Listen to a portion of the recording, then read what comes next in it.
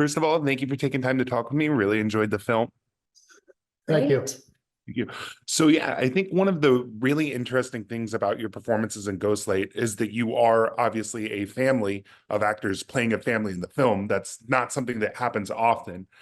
Did you guys find this exciting, intimidating, helpful? Where on the spectrum did that kind of fall in emotions? Was it intimidating? No, not at all. Oh, I think it was probably more helpful than anything else because, we already had this built-in chemistry that we didn't have to work on or try to create since we are a real family. So a lot of the things that we had to do were pretty natural, I think. Like there are definitely moments in the film where we were shooting scenes and it was like, oh, well, I could see this happening in real life at home. So yeah. a lot of things in the film actually do happen in real life at home. Not the sadder things, thank God, but a lot of the banter felt very much like moments that we've experienced in our family at home. Yes. And when I first read the script, I was like, oh my gosh, it's us. So that was really exciting.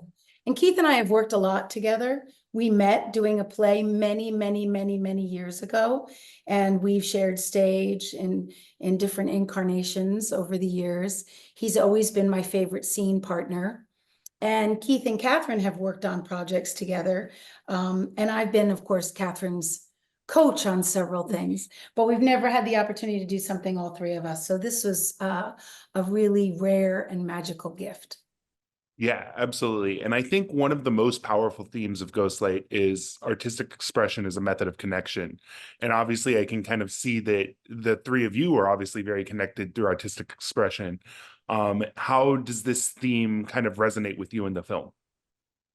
The character of Dan is someone who is very closed off, and typically someone who goes into the arts, particularly acting, is probably someone who is already very outgoing and emotional.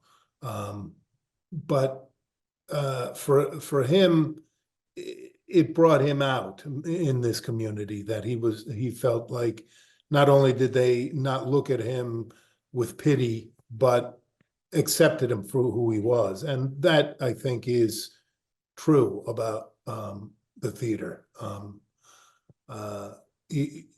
Nobody really knows anybody's backstory, but we're thrown together to perform a particular piece, and for 3 or 4 months, we're a small family. Now, there are always different personalities, and maybe you clash with others, but you still, on the day when the curtain goes up, you're a family and you're pulled together. Yeah. And that's a special thing. It is.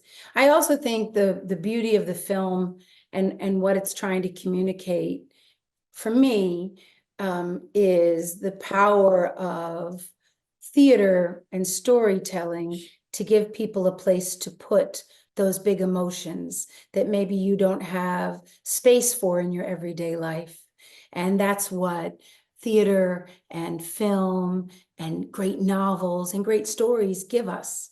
And that's what art gives us, right? Is a place to put all of that and a way to understand and grapple with those things that we encounter in our everyday lives. And that's what art brings to us, Absolutely. And I think to kind of pivot, I think in a way, not only is, Dan, the character, playing Romeo as an adult, but you as the actor are also getting to play Romeo as an adult. What kind of emotions did you go through getting this unique experience to play a character that's, obviously usually someone who's a teenager? Right. I think That's a great question. the fact, yeah. In this particular incarnation, it was the fact that Dan, as Daisy put it, got to feel what his son felt. And I think that when he comes upon Juliet in the final scene, I played it as though I was saying goodbye to my son, whereas Romeo, it doesn't matter.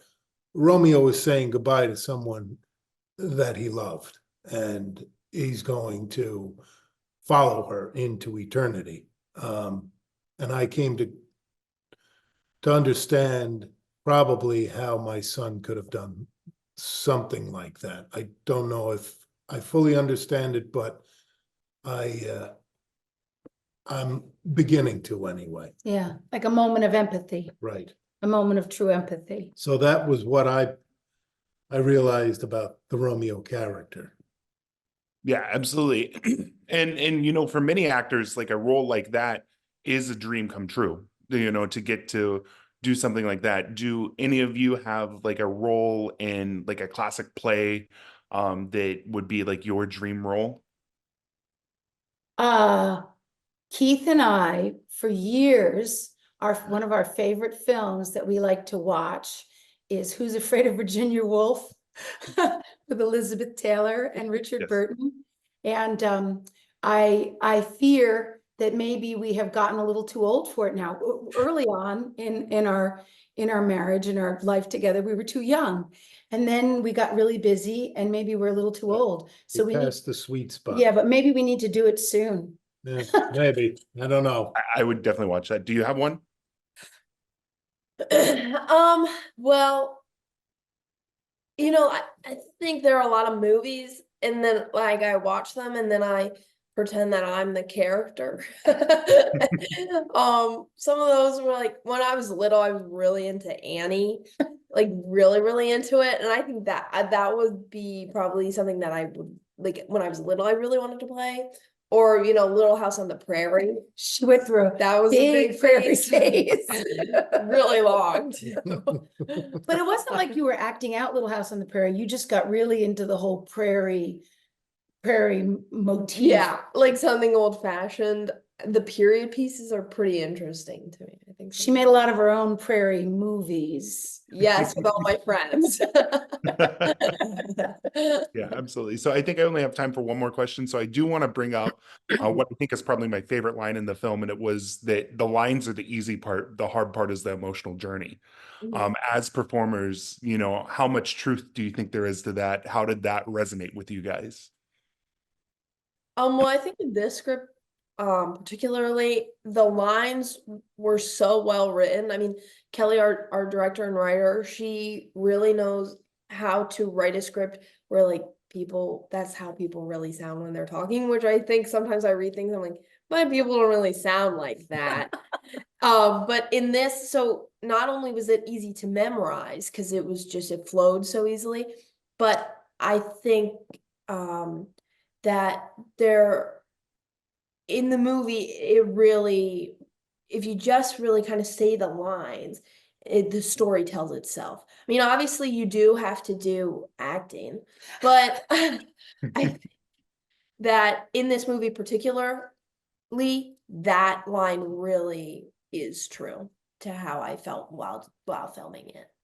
And Yeah, I think what it's about is for any actor, it's about the memorizing lines. People always think that's the challenge, right?